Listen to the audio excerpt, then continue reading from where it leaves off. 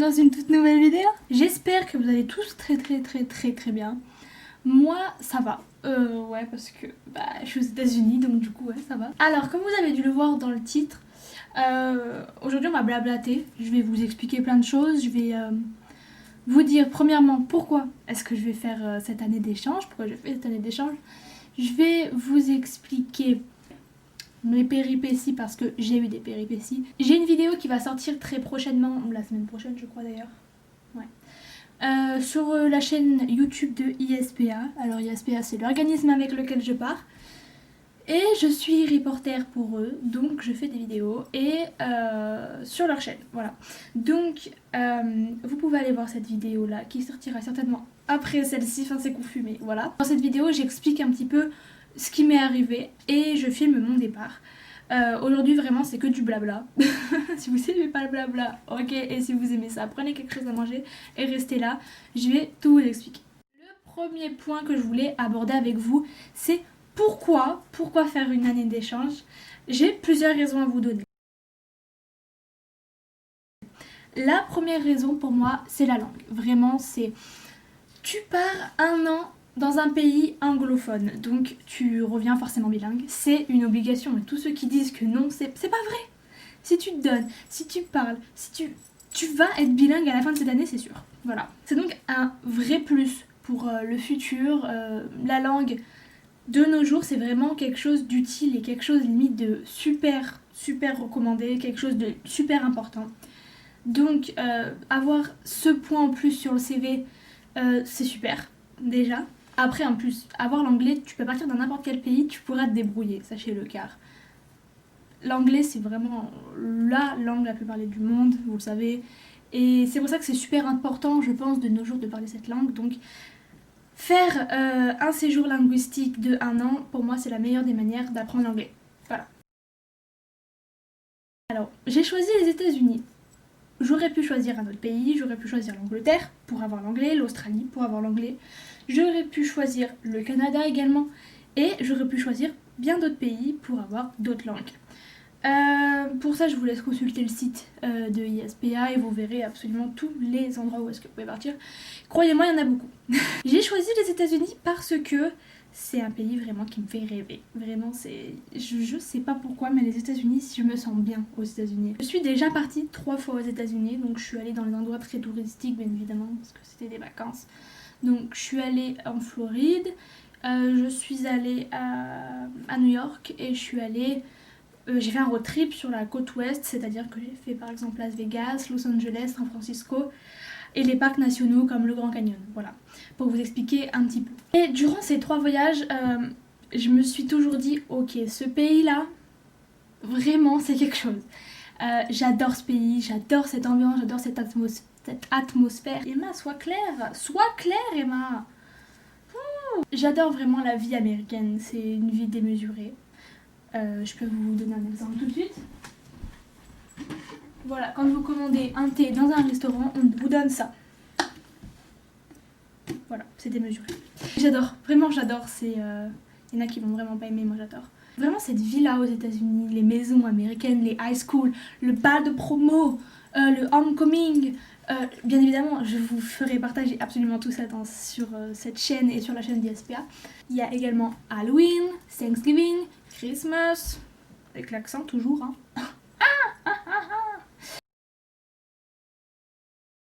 Un autre point qui fait que vraiment j'avais envie de partir aux États-Unis, c'est une aventure pour moi. Je l'ai vraiment pris comme une aventure, comme quelque chose de très humain et quelque chose de qui m'aidera à être une personne vraiment une autre. Je sais pas parler. Vraiment pour moi c'est une aventure partir à 16 ans toute seule dans un autre pays super loin de là où est-ce qu'on habite. Pour moi c'est clairement une aventure.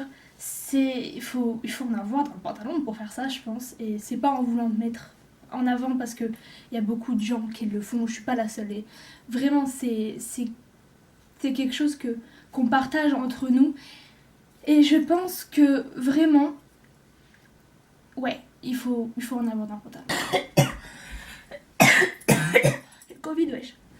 Non, c'est pas vrai, c'est complètement faux. C'est une expérience en fait qui va vous faire grandir vraiment. Je sais que moi déjà en quelques jours là j'ai vraiment grandi parce que on doit prendre des avions. Et quand je dis des avions, c'est vraiment on doit prendre des avions. On n'en prend pas qu'un avion, hein. On en a plusieurs. Moi j'en avais 3. Minimum vous en aurez 2 je pense. Et si vous en avez un vraiment vous avez de la chance les gars. Donc voilà, on doit prendre des avions tout seul. On doit se débrouiller dans les aéroports tout seul. On doit se demander à des gens dans les aéroports américains. On doit se démerder avec la douane. On doit... c'est quelque chose d'assez waouh, vraiment. À faire à notre âge, peu de gens le font, je pense. Et si vous le faites, si vous êtes capable de le faire, si vous vous sentez capable de le faire, faites-le parce que vraiment, vous allez sortir de là et vous dire j'y suis arrivée. D'accord, ok. Bah si je suis arrivée à faire ça, j'arriverai à faire plein d'autres choses en fait. Et c'est vraiment quelque chose... C'est là-dedans, c'est là-dedans. Je pense que quand on a réussi à faire tout ça, vraiment, on est quelqu'un d'autre. Et puis vivre un an à l'autre bout du monde, chez une famille qu'on ne connaît pas, c'est vraiment une expérience qui te fait grandir, mais alors puissance 1000, comme ça, genre tu grandis comme ça. Donc certes, tu redoubles, parce que oui, tu redoubles. À moins que tu veuilles faire 6 mois, je crois que là, tu redoubles pas. Mais voilà, si tu fais une année scolaire, t'es obligé de redoubler, parce que le cursus américain et le cursus scolaire français ne sont pas équivalents, donc t'es obligé de redoubler. Sachez que vous ne perdez pas votre temps dans cette année de redoublement, vous gagnez un temps fou, vraiment. Vous montez en puissance, vraiment, c'est... J'ai l'impression de parler de Pokémon, ouais, mais... mais c'est vrai, vous montez en puissance. Et même si vous allez devoir faire une autre année avec faire des élèves plus petits, mais ça, franchement, c'est les derniers de mes problèmes. Quand vous allez faire cette nouvelle année avec d'autres élèves en France, ça va être complètement différent, ça va être une autre expérience. Et sachez que vous serez déjà bien haut parce que cette année vous aurez fait que monter. Voilà, tout simplement. Là, je m'en mêle, je sais pas si vous avez tout compris ce que je viens de dire, en tout cas, moi je me suis pas trop compris. J'ai eu quelques péripéties à cause du Covid-19, vous vous en doutez bien. Enfin, cette année, c'était une année très compliquée pour les étudiants d'échange. J'y ai cru plusieurs fois que je ne pourrais pas partir, honnêtement, car à un moment donné, il y a eu des rumeurs comme quoi, enfin même c'est pas des rumeurs, ça a été vrai, hein, comme quoi les États-Unis ne voulaient plus de visa J1. Le visa J1, c'est notre visa aux étudiants d'échange.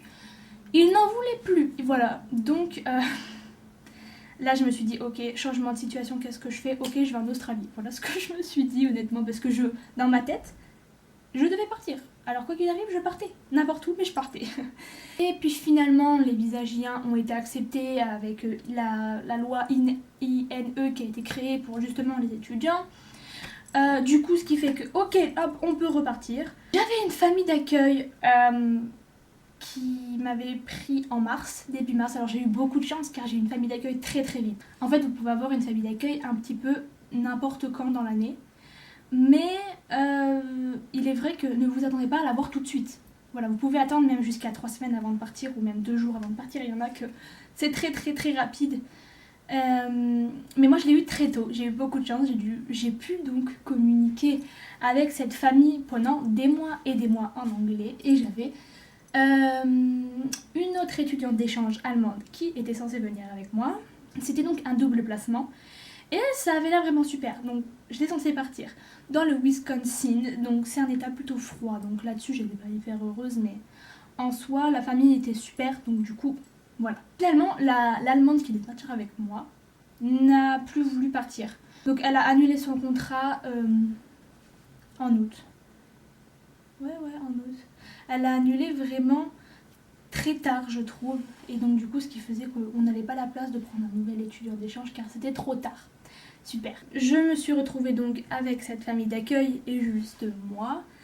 Et j'étais censée partir le 22 août. J'étais allée faire mon visa le 11 août. Je fais ma valise, je prépare tout, j'achète une nouvelle valise parce que une valise ça suffisait pas. Donc moi je suis partie avec une grosse valise et une petite valise que j'ai pris avec moi en cabine. Et puis là je reçois un appel d'ISPA la veille. Une des dames d'ISPA qui était en train de m'annoncer en fait que ma famille d'accueil ne pouvait plus m'accueillir. Alors c'était pas eux le problème. Le problème c'était parce que le lycée de ma famille d'accueil, le lycée le plus proche de ma famille d'accueil, ne voulait plus d'étudiants d'échange à cause du Covid-19. Parce que je crois qu'ils avaient eu un cas et du coup ils s'étaient dit ok on prend plus d'étudiants. Enfin j'ai pas cherché à comprendre. Et donc du coup ce qui fait que hop, à un jour du départ, je me retrouve sans famille d'accueil. Ma famille d'accueil était tellement désolée et on pouvait rien y faire en fait. Donc c'était comme ça, c'était la vie. ISPA et Ayusa, et les correspondantes locales, se sont mis à me chercher un nouveau placement, un nouveau lycée. Et là ça a duré à peu près 4 jours je crois, peut-être 5 jours. 5 jours d'enfer. Vraiment c'est 5 jours à me faire un ulcère, sincèrement. Soit on trouve une nouvelle famille et je pars, soit on me trouve rien et je reste en France et je me réinscris dans mon lycée en France. Et là, vraiment, ça met un coup de massue et tu te dis, est-ce que je vais vraiment pouvoir partir en fait? Est-ce que vraiment je vais pouvoir réaliser ce rêve cette année? J'ai continué en fait à y croire, à me dire, ok, non, ils vont trouver, arrête. On devait avoir un placement le 31 août maximum. C'est-à-dire que si tu n'avais pas de placement avant le 31 août, tu ne partais pas aux États-Unis. On était le 22 quand j'ai appris ça. Hein. Voilà, donc il me restait très peu de temps. Et là, du coup, j'ai passé 5 jours à tourner. En plus, toute ma famille était en vacances. J'avais juste mes 2 grands-parents. Du coup, j'allais les voir le plus souvent que je pouvais. Parce qu'il fallait que je me change les idées.